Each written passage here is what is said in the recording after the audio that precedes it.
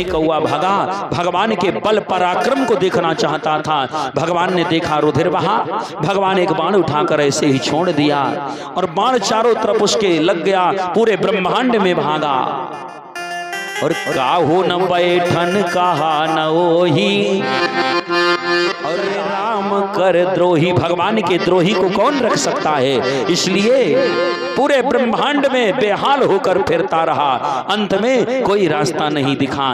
तब कि नारद देखा विकल जयंता, नारद देखा विकल जयंता, नारद देखा विकल जयंता, नारद देखा विकल जयंता, नारद देखा विकल जयंता, लागी दया को बल चित संता, लागी दया को बल चित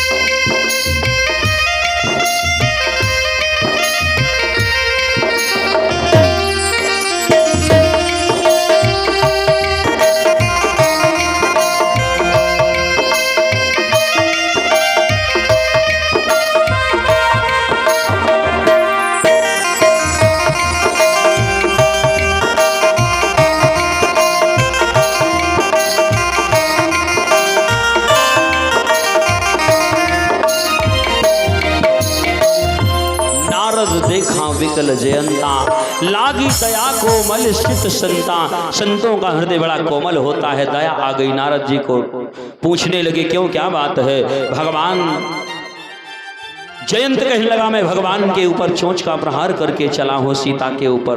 भगवान देव ऋषि नारद कहते हैं जिनसे तूने बैर किया है उनकी शरण में जा, गए शरण प्रभु राखी हैं सब अपराध विसार। जयंत फिर पहुंचा सीधे भगवान के पास।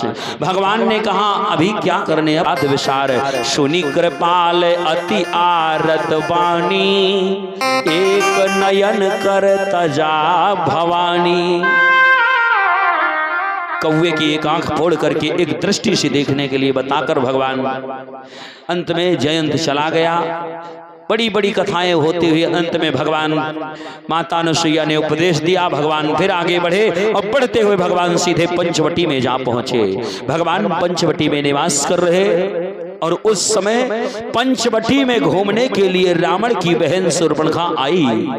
अरे शूर्पणखा रावण की बहिनी और दुष्ट हृदय दारुण जिमी, और पंचवटी सो गई एक बारा, और देख विकल भई युगल कुमारा। पंचवटी घूमने के लिए शूर्पणखा की आई रावण की बहन, और क्या देखी, देख करके कहने लगी बड़े सुंदर हो, बड़े सुयोग्य हो, मेरे योग्य हो, इसलिए विधाता ने शायद तुम्हारा हमारा जोड़ा बड़े सोच विचार करके रखा है। इसलिए शूर्पणखा कहने लगती है कि तुम सम पुरुष नमो सम नारी, या संयोग विधि रचा विचारी। ना तुम्हारे समान कोई पुरुष है, ना मेरे समान कोई नारी है। क्यों? क्योंकि तुम्हारा इरादा है, भगवान का इरादा क्या था? भगवान ने निश्चरहीन करो मैं भुज उठाए प्रणकीन। भगवान ने कहा इस पृथ्वी से निशाचरों का मैं विनाश कर दूंगा, निशाचरों को समाप्त कर दूंगा। और शूर्पणखा का इरादा क्या था? शूर्पणखा का पति था विद्युत जिह्वा, जिसको रावण मरवा दिया था। शूर्पणखा विधवा हो गई थी। शूर्पणखा ने सौगंध खाया था, ए भाई तूने मेरे सुहाग को उजाड़ दिया है। मैं सौगंध खाती हूं, अगर अवसर मिल गया, कोई साथी मिल गया, तेरे पूरे वंश का विनाश मैं करवा दूंगी। आज शूर्पणखा कहती है तुम्हारा मेरा जोड़ा बड़ा सुंदर है, इसलिए मुझसे विवाह कर लो।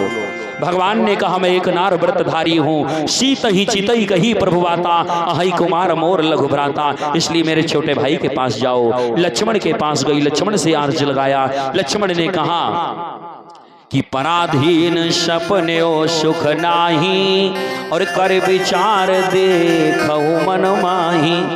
बार बार इधर उधर आई गई, दोनों के बीच में ये नारी है, मैं इसको समाप्त कर देती हूँ, दो में एक जरूर अपना लेगा। झपटी सीता की तरफ लक्ष्मण को राम जी ने इशारा किया। लक्ष्मण नाक और कान दोनों काट लिए। अब विकल होकर के शूर्पणखा गई भागी और खरदूषण तृष्णा के पास गई। खरदूषण तृष्णा आए, भगवान ने ऐसी माया फैलाया, तीनों आपस में लड़ झगड़ करके मर गए। अंत में रावण के पास गई, रावण से सुनाया। रावण मामा मारीच के पास गया और मामा मारीच से कहने लगा, चल मामा मेरा एक काम तुझे करना है। क्या करना है? राम से मेरा बैर हो रहा है, बहन के नाक कान काट दिए हैं, इसलिए उनसे बैर है। चल मामा मारीच, तुझे माया रूपी मृग बनना है। रावण की बात सुनकर मामा मारीच कहता है, मामा मैं नहीं जाऊंगा, क्योंकि एक बार बिना धनुष में चढ़ाए हुए ऐसे ही बाण छोड़ दिया था राम ने। बिन फरमान राम मोहि मारा, और 7 जोजन गिरे सागर पारा, 100 जोजन समुद्र पार गिरा था, और आज फिर ले जा रहा उन्हीं के पास। रावण कहता है, मामा तू नहीं जाएगा तो मैं तुझे मार दूंगा। उस समय पता है मामा मारीच ने कहा, दोनों तरफ से मृत्यु है, लेकिन इस दुष्टा भागे के हाथ से मरूंगा तो मेरी सदगति नहीं दुर्गति होगी, क्यों न मरे रघुपति शर लागे। इसलिए मामा मारीच कहता है कि उतर देत मोहि बधिये अभागे, उतर देत मोहि बधिये अभागे, और क्यों न मरो रघुपति शर लागे। क्यों न मरो रघुपति शर लागे, इसलिए कि उभय भांति देखा जब मर